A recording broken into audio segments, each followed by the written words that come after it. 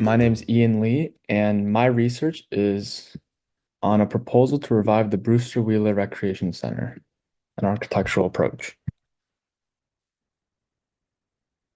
So, this is my contact information, and I'm a senior at Detroit Catholic Central High School. So, for the introduction, the historical context is that the Brewster Wheeler Recreation Center holds a significant place in Detroit's history, and the objective of my paper is to contribute to Detroit's revitalization while preserving its heritage. Part 1, History. So, the Brewster Wheeler Recreation Center initially started out as the Ginsburg Library in 1917, but that was when the neighborhood was transitioning from a residential to an industrial neighborhood, and this led to a lack of attendance at the library.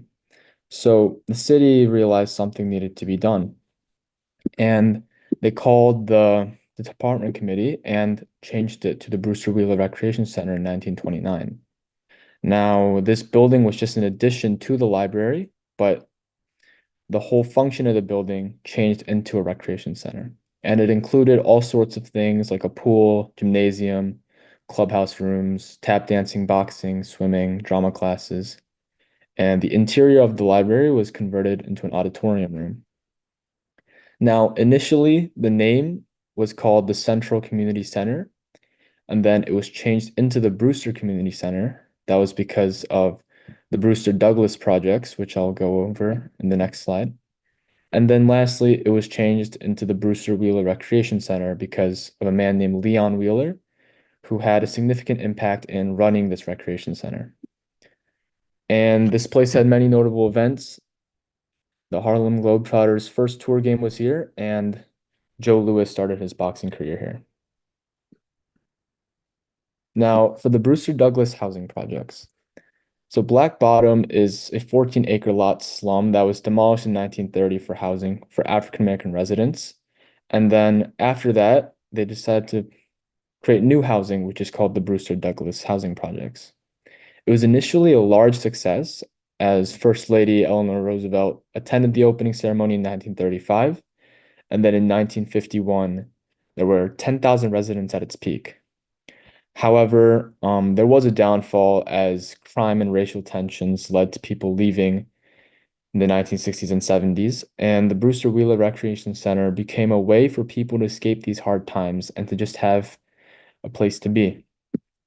In 1991, 250 townhouses were created to try to revive the Brewster Douglas housing projects, but it was a failed attempt, and then in 2014, everything was demolished.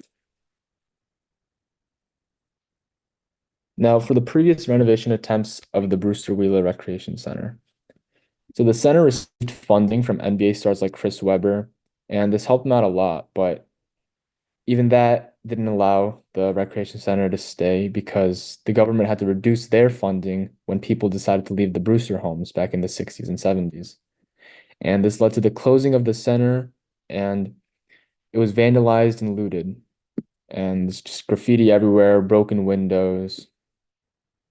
And in 2015, there was a plan proposed by Casey Crane to revitalize the center and develop an event space and restaurant. But this plan was just stalled and there was nothing after that.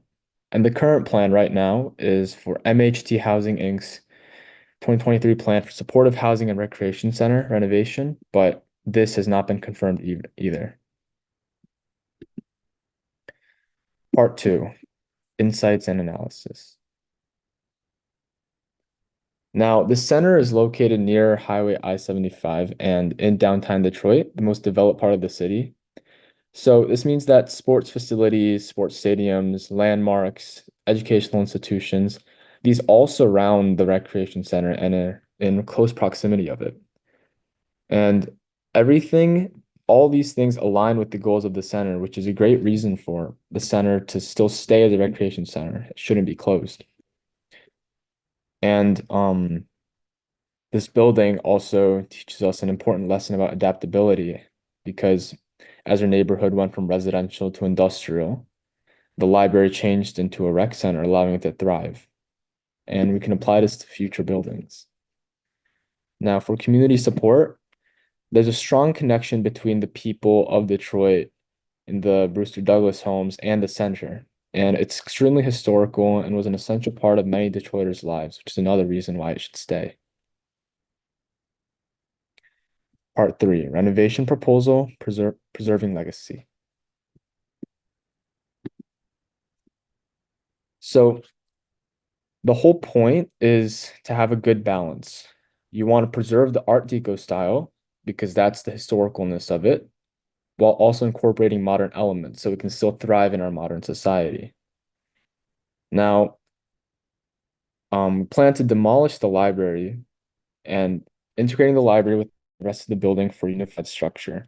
So, although demolishing the library will decrease the history of the building, we still want to modernize it, and this is like a fair trade-off as it protrudes out of the building in an uneven way and just doesn't look nice. It creates a very unnatural appearance, which I'll show later on. And then consistency, we want to ensure architectural consistency throughout the whole building. So the whole building will be in an Art Deco style.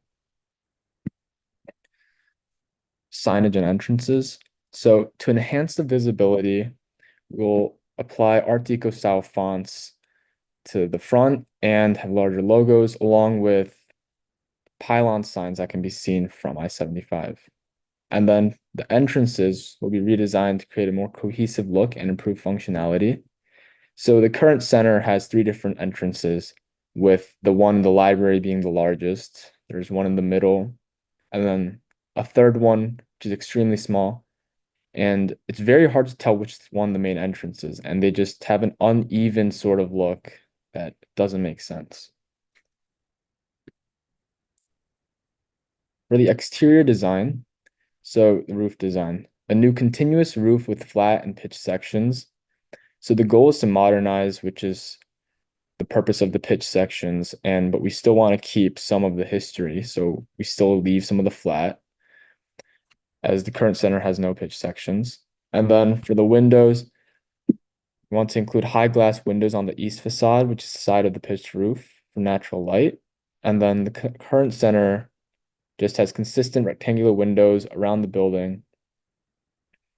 And to modernize it, we want to change it up a little bit. Now, for outdoor spaces, we want to include an addition of sports fields, playgrounds, and patios. And the current center has a lot of space surrounding it, lots of grass everywhere. The interior space. So, want to include a museum as we've been chipping away at the historical roots of the building. But if we showcase the building's history, talk about notable figures, then we can bring it back.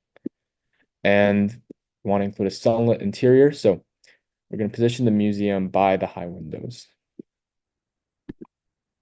Part 4, results. So I created a visual mock-up of my proposal as that's easier to comprehend than just words on paper. So the picture on the left is my mock-up with the bird's eye view, and you can compare that to the right side, which is a picture on Google Earth in bird's eye view. So you can see the pitched roof as it's slanted at the top, the high windows, and then you can see the sports field, the soccer field, baseball field, and then you can also see the pylon sign with the logo. And for the current center, in both pictures, the one on the right and on the bottom, the library is the little rectangular shape on the left side. So as you can see, it just protrudes out and it doesn't fit in regularly with the other portions of the building.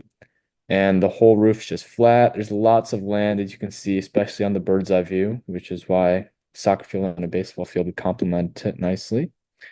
And then at the bottom picture, you can see the three differently sized entrances. The one by the library being the largest, and it's very hard to tell which one the main entrance is. People might mistake the library one to be the main entrance, while people may mistake the middle one to be the main entrance. So, and there's multiple rectangular windows surrounding the whole building, like I've mentioned before. Now, for discussions and limitations, So the future steps would be to contact the city of Detroit and or MHT Housing Inc. in order to be applicable to the real world so that they could consider my proposal and see what they could do about it. And the limitations for this paper. So I contacted the building safety engineering and environmental department of the city of Detroit, but they only had floor plans and informations on buildings built in 1990 or later. So because the Li Ginsburg Library was built in 1917 and the Brewster Wheeler Recreation Center was built in 1929, I wasn't able to have access to any additional like inside information or the floor plans. And the floor plans would have been extremely helpful because it was very difficult to find online any interior designs of the recreation center, so that was hard to imagine. So my next solution to that was to have an in-person site visit. But because it was closed, the building was fenced off and the windows were boarded off as well.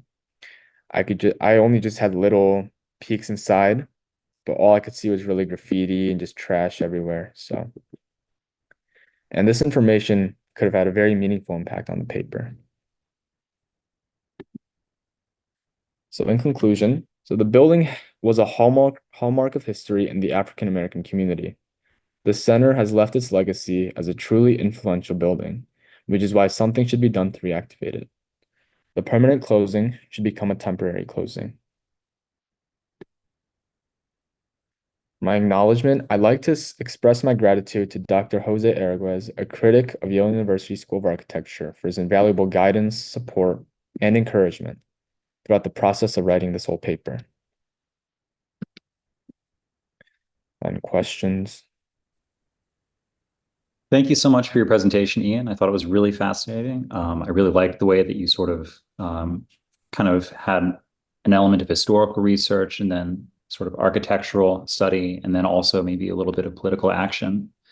And I was wondering maybe if there was what you felt like was the most interesting thing you learned was as you were maybe researching the history of the building or sort of doing the architectural work, or even maybe when you were interacting with the Detroit city government.